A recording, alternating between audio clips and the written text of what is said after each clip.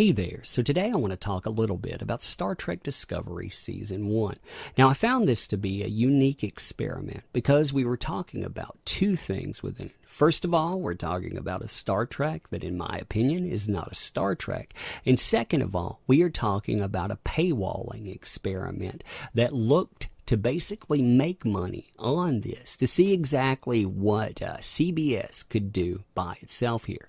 Now, I'm curious what people thought about the two things there. First of all, the show. What did you think about it? I'll talk a little bit about that in just a moment, but I am curious about your thoughts on it as well. If you look at the scores here, this, of course, is certified fresh because really what isn't these days, if you throw around the right buzzwords and the right current year dialogue, you're always going to get certified fresh.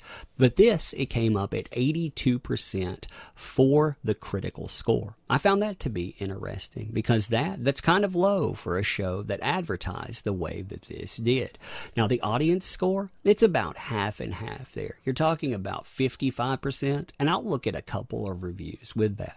I also want to talk about my thoughts on it. But when I'm talking about these, I think somebody really encapsulated this pretty well. So I'm going to go through a few portions with that. Before I begin, however, I want to talk about the paywall experience because the paywall, I'm wondering exactly how much money CBS is losing on this stuff. I mean, when you look at the numbers that came in at September, CBS All Access, they added 500,000 new subscribers. They basically went from 2 million to 2.5 million.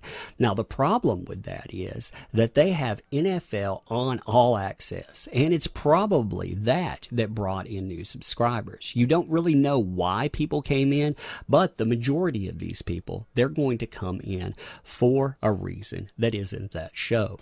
Now, if you look at those numbers, though, and you said every one of those people came in for Star Trek Discovery. Now, if you look at the prices here, you have a $6 a month with commercials, $10 a month without that. So let's just call that, for the sake of this, let's call it $8 a month like they're doing here. Now, if you look at that for 5 months, you're talking about 5 months with $8 a month at 500,000 subscribers. That's $20 million within that. Now, if we were just saying that all of those people came in, that's exactly what that would make going toward this show. That wouldn't even cover the $30 million price tag that CBS had put out for that. Now, you could say that they could make up some of that money in advertising. And again, maybe they could. Maybe they could come close to breaking even for other things. We don't really know. I doubt that. But then you think about the license for NFL on All Access. It cost $250 million plus. Now, when you think about that kind of money, throwing that money in other ways, saying that Star Trek Discovery is making up for it, well, you got a problem there. So is this an experiment that's failing? Now, worse, when you look at the subscriber numbers and you compare these to other platforms, Netflix, Hulu, and CBS. Now, interestingly, too, if you look at Netflix and Hulu, they've been having problems in their own.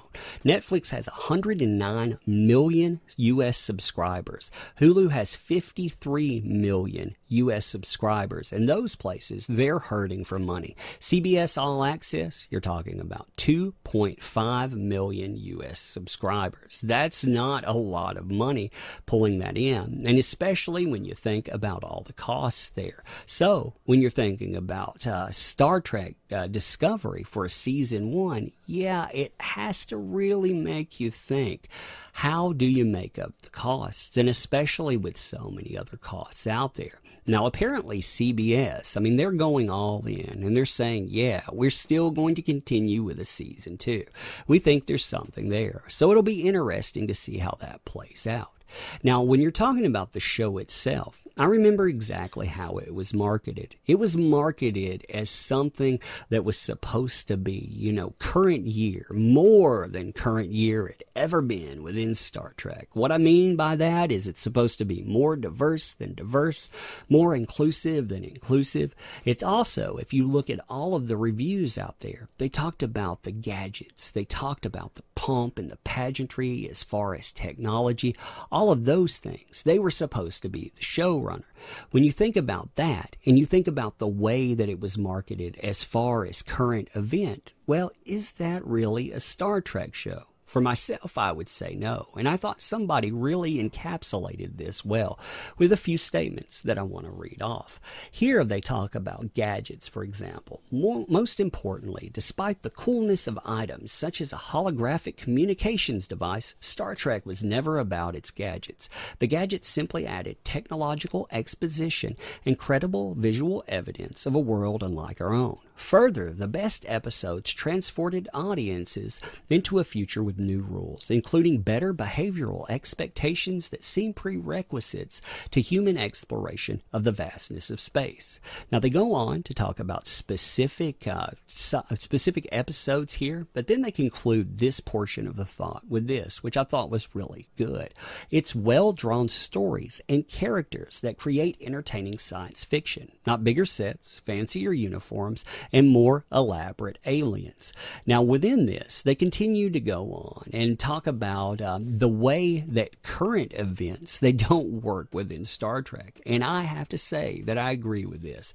Perhaps Star Trek's ideas may be too advanced for those seeking again to mire humanity in city-states, racial divides, and misogyny.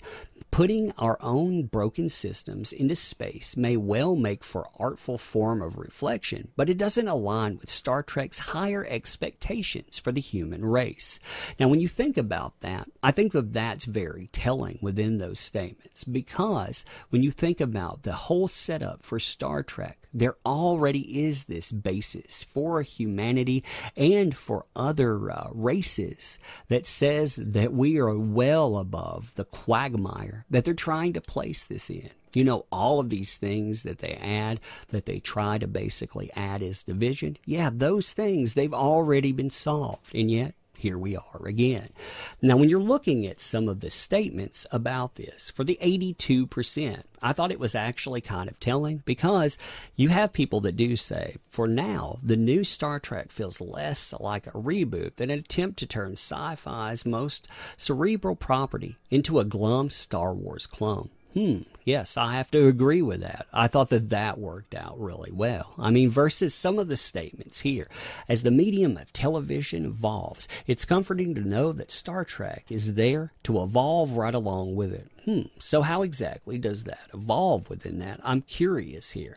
You can see, too, I always wondered, you know, when you're looking at some of these editions, you can go in and check out all of the other criticals, but Discovery really wanted to end this season on a bunch of big emotional notes, reaffirming the ideals of the Federation as something to strive for, and end with a shot for the fans to cheer for. It did not succeed. Now, that is the critics. And again, with critics, you know, basically, I look at critics and I think of a lot of them as paid shields, paid advertisement. So if that's the way they go, wow, you can imagine some of the statements when it comes to the audience. Now, here's one of them.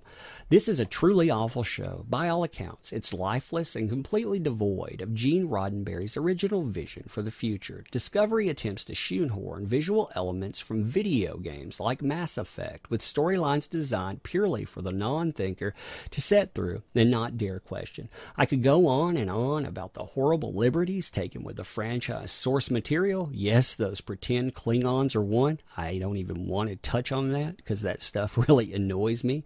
But continuing here, but the real fault lies in just how detached the show is from the Star Trek narrative.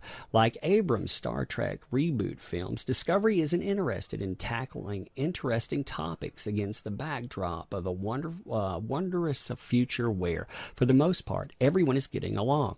No, it's far more interested in dark themes, vicious, nihilistic characters, anarchist viewpoints, morally bereft behavior, and a pervading sense of wickedness in each frame of the show. It's steeped and mired in ugliness, with no sense of goodness or heart. What a far cry from the days where Captain Picard would give such awe-inspiring speeches about remaining true to the virtues of honesty, compassion, and enlightenment.